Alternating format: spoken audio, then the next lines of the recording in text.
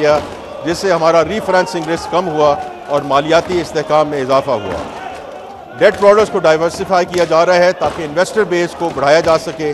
اس سلسلے میں Pakistan stock exchange کے ذریعے سکوک بانڈ کا اجرا کر دیا گیا ہے، جبکہ مزید پروڈکٹس کو لانچ کرنے پر غور کیا جا رہا ہے۔ گلوبل بیسٹ پریکٹسز کے مطابق ڈیٹ مینج آفس کی ری اسٹرکچرنگ کی جا رہی ہے۔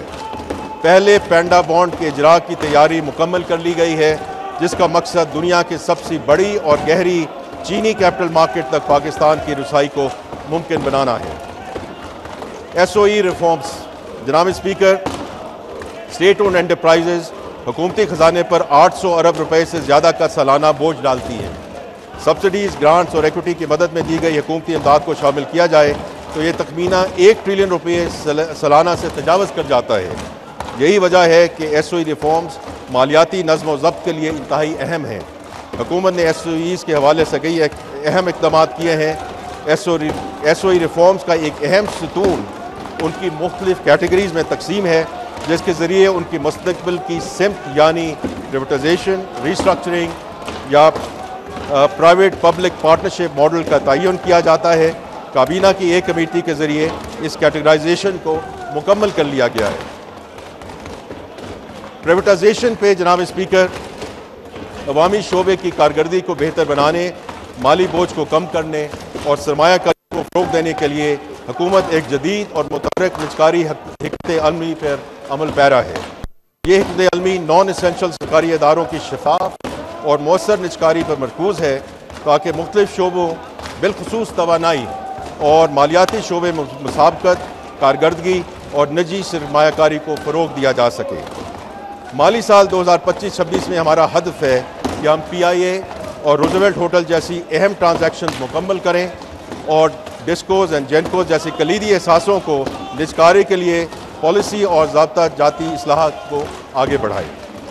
سب سے اہم بات یہ ہے کہ ہم نجکاری کو صرف ایک مالی اقدام نہیں بلکہ پاکستان کی سرمایہ منڈیوں کو وسعت اور گہرائی دینے کا ایک ذریعہ سمجھتے ہیں۔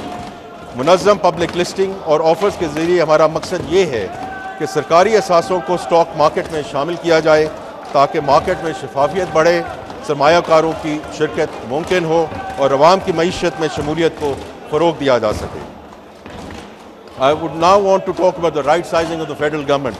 جناب اسپیکر، ہم نے وفاقی حکومت کی ادارہ جاتی تشکیل کو وزیر اعظم صاحب کی ویژن کے مطابق درست، منظم اور جدید بنانے کے اقدام کا آغاز کیا ہے۔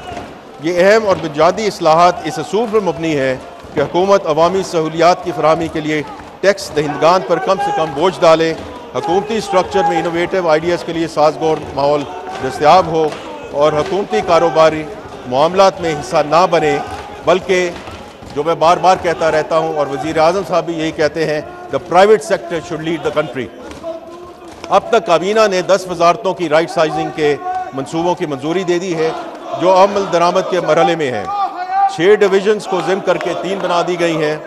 45 کمپنیوں اور اداروں کو پریویٹائز، ضم یا وائنڈ اپ کیا جا رہا ہے۔ تقریباً 40,000 ویکنٹ پوزیشنز کو ختم کر دیا گیا ہے۔ اگلی 10 وزارتوں کے لیے رائٹ سائزنگ کی سفارشات کو حتمی شکل دی جا چکی ہے، جبکہ مزید 8 وزارتوں کے حوالے سے تجاویز زیر غور ہے۔ Pension reforms. جناب اسپیکر، پینشن ریٹائرڈ ملازمین کا بنیادی حق ہے۔ پچھلی کچھ دہائیوں میں پینشن سکیم میں ایگزیکٹو آرڈرز کے ذریعے تبدیلیاں کی گئیں، جس کی وجہ سے سرکاری خزانے پر بوجھ پڑا۔ پینشن سکیم کو درست کرنے اور سرکاری خزانے پر بوجھ کو کم کرنے کے لیے حکومت نے پینشن سکیم میں اصلاحات کی ہیں، جیسے قبل از وقت ریٹائرمنٹ کی حوصلہ شکنی، پینشن اضافہ کنزیومر پرائس انڈیکس سے منسلک، شریک حیات کے انتقال کے بعد فیملی پینشن کی مدت 10 سال تک محدود، 1 سے زائد پینشنز کا خاتمہ، ریٹائرمنٹ کے بعد دوبارہ ملازمت کی صورت میں پینشن یا تنخواہ میں سے کسی ایک کا انتخاب۔ اب میں ان اہم موضوعات کا احاطہ کرنا چاہتا ہوں جناب اسپیکر کہ جو کہ قومی اہمیت کے حامل ہیں۔ پہلے کلائمیٹ چینج۔ جناب اسپیکر، ماحولیاتی تبدیلی پاکستان کے لیے ایگزسٹینشل تھریٹ ہے۔ یہ ہماری بقا کا مسئلہ ہے۔ پاکستان ماحولیاتی تبدیلی سے سب سے زیادہ متاثرہ ملک میں شامل ہے۔ ماحولیاتی تبدیلی کے منفی اثرات کا سدباب حکومت کی اہم ترجیحات میں سے ایک ہے۔ ماحولیاتی تبدیلی سے نمٹنے کے لیے بیش بہا وسائل کی ضرورت ہوتی ہے۔ اسی لیے حکومت نے گزشتہ 16 ماہ میں کلائمیٹ فائنانس پر خصوصی توجہ دی ہے اور اس سلسلے میں نمایاں کامیابیاں بھی حاصل ہوئی ہیں۔ ورلڈ بینک اور IFC سے کنٹری پارٹنرشپ فریم ورک کے تحت پاکستان کو اگلے 10 سال میں $40 ارب کے وسائل مہیا کریں گے۔ ماحولیاتی تبدیلی سے نمٹنا اس فریم ورک کی اہم ترجیح ہے۔ اسی طرح 1 سال کی انت تک محنت کے بعد IMF نے پاکستان کو $1.4 ارب کی ریزیلینس اینڈ سسٹینیبلٹی فیسلٹی فراہم کی ہے۔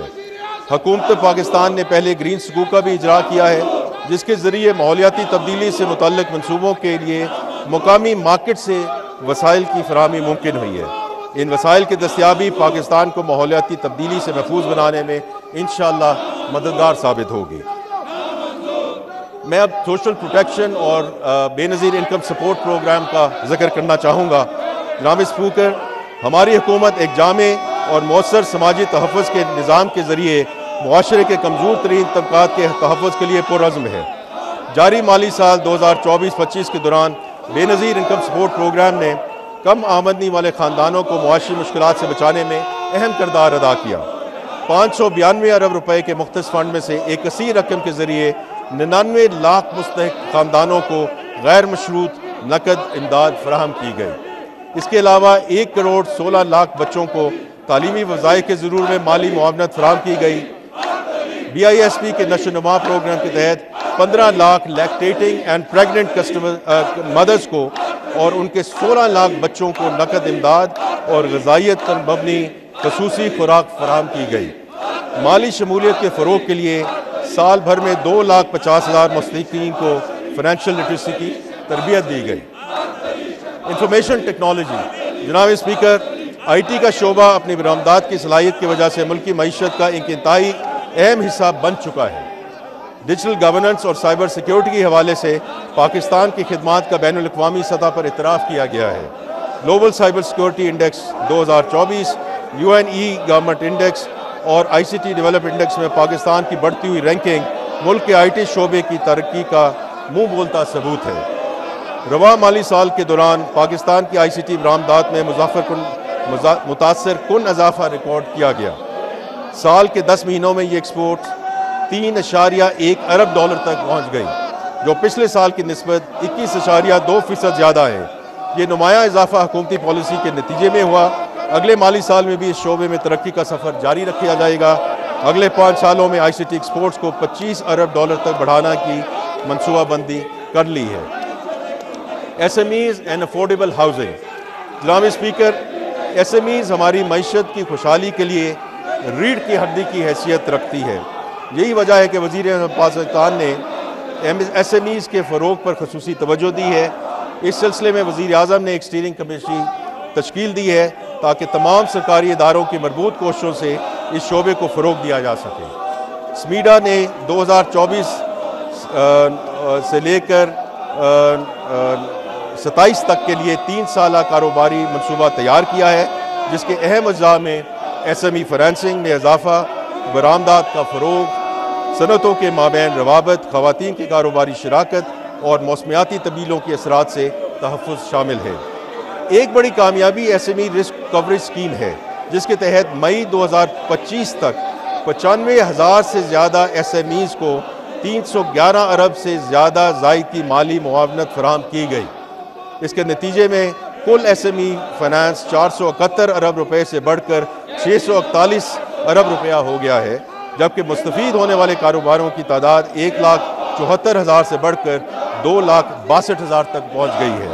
حکومت کا عزم ہے کہ انشاءاللہ 2028 تک SME فائنانس کو 1,100 ارب روپے تک بڑھایا جائے اور مستفید کاروباروں کی تعداد 7,50,000 تک پہنچائی جائے۔ اسٹیٹ بینک آف پاکستان بینکوں، فن ٹیک اداروں اور دیگر اسٹیک ہولڈرز کے ساتھ مل کر SME فائنانس کے نظام کو بہتر بنانے کے لیے سرگرم ہے، اور حال ہی میں SME فائنانس سے متعلق نظر ثانی شدہ ضوابط عوامی مشاورت کے لیے جاری کیے گئے ہیں۔